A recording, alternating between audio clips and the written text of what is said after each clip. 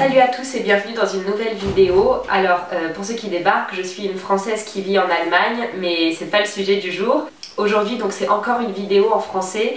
Pour ceux qui me suivent sur Instagram, vous savez que j'ai mis beaucoup de temps à faire cette vidéo, à me lancer, à tourner cette vidéo, puisqu'on va parler d'un sujet assez sensible pour moi et j'avais pas envie que ce soit une vidéo larmoyante, etc.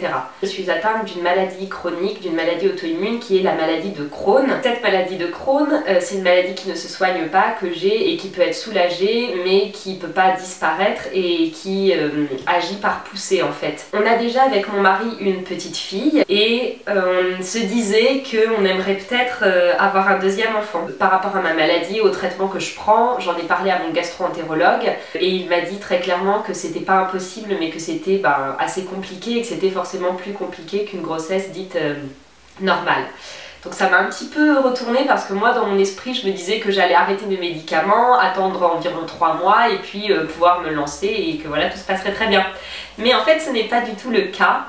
Et c'est pour ça que je fais cette vidéo parce qu'en fait je me dis que je dois pas être la seule dans ce cas-là, que ça peut peut-être aider certaines femmes et qu'il y a peut-être des mamans qui sont atteintes de la maladie et qui ont été enceintes pendant qu'elles avaient cette maladie, alors que la maladie avait déjà été déclarée, j'entends, et qui vont peut-être pouvoir me donner des petits conseils en commentaire. Donc ce que mon médecin m'a dit, c'est que par rapport au traitement que j'ai, donc c'est des piqûres que je fais toutes les 12 semaines, d'immunosuppresseurs en fait. J'ai quand même des défenses immunitaires, mais c'est vrai que là par exemple j'ai un rhume depuis presque 2 mois. Voilà, ça part pas et je sais que j'en ai pour jusqu'à mars quoi à peu près, jusqu'à ce que les beaux jours reviennent, avril on va dire ici en Allemagne. Donc j'ai ces médicaments, j'ai le traitement, en mars ça fera 1 an que j'ai ce traitement là, avant j'en avais un autre. Et mon médecin m'a dit que le traitement c'était bien de le prendre 2 ans, mais que si vraiment je voulais un enfant, je pouvais le prendre seulement 1 an, mais qu'après il faudrait attendre plusieurs mois pour voir si je faisais pas de poussée, parce qu'il faut pas commencer la grossesse si on est dans une poussée, parce que c'est un peu compliqué à gérer.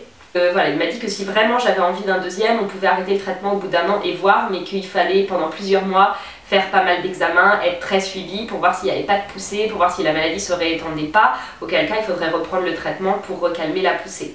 Devant mon air dépité, il m'a dit quand même que je pouvais prendre la cortisone pendant ma grossesse et je sais qu'il y a certains immunosuppresseurs qu'on se fait injecter à l'hôpital qui peuvent être compatibles entre guillemets avec la grossesse, c'est-à-dire que les immunosuppresseurs, forcément ils affectent un petit peu le système immunitaire de bébé et la cortisone, ça a des effets secondaires, vu les doses auxquelles moi je la prends, ça a des effets secondaires pas très cool pour moi, qui apparemment n'affecteraient pas le bébé. Sauf que moi je suis très réticente à prendre un quelconque médicament pendant que je suis enceinte. Je me dis, est-ce que un jour je serai en rémission assez longtemps pour pouvoir envisager une grossesse?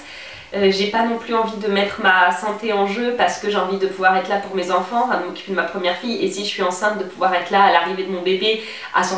Qui pour ma première fille n'était pas forcément le cas puisque j'ai déclenché la maladie à peu près 2-3 mois après qu'elle soit née et c'est une maladie très invalidante où j'étais extrêmement fatiguée en plus de la fatigue de jeune maman. Donc c'était vraiment très compliqué à gérer. Et j'ai assez peur de revivre ça évidemment. Dans 2 cas sur 3, la maladie est mise en sourdine en fait pendant la grossesse. Donc ça peut être un bon point, mais c'est dans 2 cas sur 3, on sait jamais. Et je sais que l'allaitement est possible même en prenant certains immunosuppresseurs. Mais enfin toutes ces choses font que forcément l'idée d'un deuxième est un peu entre parenthèses. Parce que j'ai très peur, parce que je me dis que ça se trouve ce sera jamais possible. Parce que si je suis pas en rémission assez longtemps, mon mari veut pas tenter le coup. Parce qu'il a peur pour ma santé et qu'il dit qu'on a déjà un enfant et que c'est merveilleux et je suis complètement d'accord. C'est vrai que ça me fait poser beaucoup de questions. Ma première grossesse c'était une grossesse surprise, donc tout s'est passé très simplement en fait. Et là je me rends compte que je vais pas pouvoir me dire comme toutes mes copines, comme la plupart de mes copines, tiens si on faisait un enfant, et puis on essaye et puis je suis enceinte et c'est merveilleux et tout se passe bien et j'ai 3 échos et c'est cool et voilà. Moi je sais que avant de tomber enceinte je vais avoir des mois et des mois d'examens médicaux, de prise de sang, d'examens beaucoup moins glamour, de contrôle chez le médecin, et que pendant la grossesse je vais être aussi hyper suivie et du coup tout ça ça enlève vraiment le côté naturel. Alors je sais qu'il y a des femmes qui peuvent même pas du tout avoir d'enfants, donc je me plains, voilà, entre guillemets. Mais c'est des choses qui sont assez difficiles à vivre en tant que femme. Et là, ça fait plus d'1 mois que j'ai appris la nouvelle, donc j'ai eu le temps de digérer, mais sur le coup, en fait, je me suis dit, mais en fait, j'aurai jamais de deuxième enfant. Et là, maintenant, le fait de me dire, en fait, c'est pas ma volonté, c'est pas moi qui décide, c'est la maladie qui décide si oui ou non je vais pouvoir avoir un deuxième enfant. Ce qui me ramène évidemment à mon statut de malade, que j'essaye de pas trop insérer dans ma vie. C'est des choses aussi qui sont difficiles à accepter. Pareil, quand je suis allée chez le médecin, chez le gastro-entérologue la dernière fois, au moment de me faire la piqûre, l'infirmière m'a dit ça va vous? Et je lui ai dit oh oui, je suis juste un peu fatiguée. Et là, elle a arrêté tout de suite, elle allait commencer à faire la piqûre, elle a arrêté, elle m'a dit bon bah allez dans la salle d'attente, vous allez voir le médecin. Et je lui ai dit non mais ça va, je suis juste un peu fatiguée. Et il y avait beaucoup de gens qui attendaient, je les entendais ronchonner parce que le médecin avait 1 heure d'attente. Et moi au bout de 5 minutes, le médecin est arrivé, m'a pris direct et tout. Et en fait là je me suis dit ah ouais, moi ce que je minimise en fait c'est pas rien. Parce que c'est comme aux urgences en fait, plus on attend, meilleur signe c'est un peu. Hein. Et là je me suis dit ah mince ouais c'est quand même sérieux ce que j'ai en fait, j'ai beau me sentir bien dans ma vie grâce à mon traitement et puis à mon alimentation que j'ai changé, j'ai beau vivre plus ou moins normalement, en fait c'est pas une grippe quoi que j'ai. Et c'est pas facile à accepter, c'est encore moins facile quand on a envie de vivre quelque chose de normal comme une grossesse. On verra comment ça va se passer. Pour l'instant, du coup, en fait, c'est un projet que j'essaye de pas trop avoir en tête. C'est-à-dire que je me dis, ok, vers avril, on essaiera d'arrêter le traitement, on verra si j'ai des poussées ou pas, et je sais qu'il faudra attendre plusieurs mois pour voir si je suis stable ou pas. Et je me dis pas, on arrêtera le traitement pour avoir un enfant. Parce qu'en fait, si je me dis ça et que j'ai plein de poussées et que j'arrive pas à arrêter le traitement assez longtemps pour pouvoir tomber enceinte, et ben le projet sera avorté, ça me fera terriblement mal. Donc pour l'instant, je me dis, bon, on a une fille, c'est super, on peut faire plein de trucs qu'on ferait pas forcément avec 2 enfants, et j'essaye de voir les choses comme ça. Mais c'est quand même assez dur à accepter, surtout qu'autour de moi, j'ai une de mes meilleures amies qui est enceinte, ma belle-sœur vient d'accoucher, enfin il y a des bébés autour de moi, donc forcément c'est quand même assez difficile parfois, même si je me réjouis évidemment pour les gens qui attendent un enfant ou qui viennent juste d'avoir un enfant. Mais voilà, c'est plein d'émotions bizarres qui se mélangent, et c'est pas facile, surtout au début, quand je voyais une femme enceinte, c'était compliqué.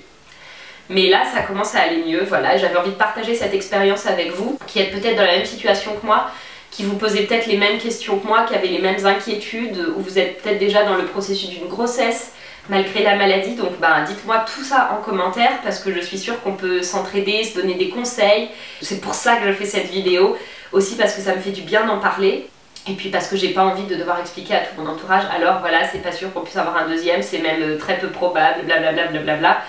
Parce qu'à chaque fois que j'en parle, forcément c'est douloureux, et voilà, du coup je me dis je fais une vidéo comme ça, mes proches la verront, j'aurais pas besoin d'expliquer, et puis si ça peut nous aider, moi et vous, ce sera déjà ça de gagner. J'espère que c'était pas trop brouillon, j'ai fait ce que j'ai pu avec le sujet aussi émotionnel puisse-t-il être, et puis on se retrouvera assez vite dans une prochaine vidéo qui parlera de complètement autre chose, ou de ça, si ça vous intéresse que je développe, quand je vais arrêter mon traitement, qu'on en parle, n'hésitez pas à me dire tout ça en commentaire. N'hésitez pas aussi à vous abonner du coup pour être au courant des dernières vidéos qui sortent. Je vous fais des très gros bisous et à très vite dans une prochaine vidéo. Bye!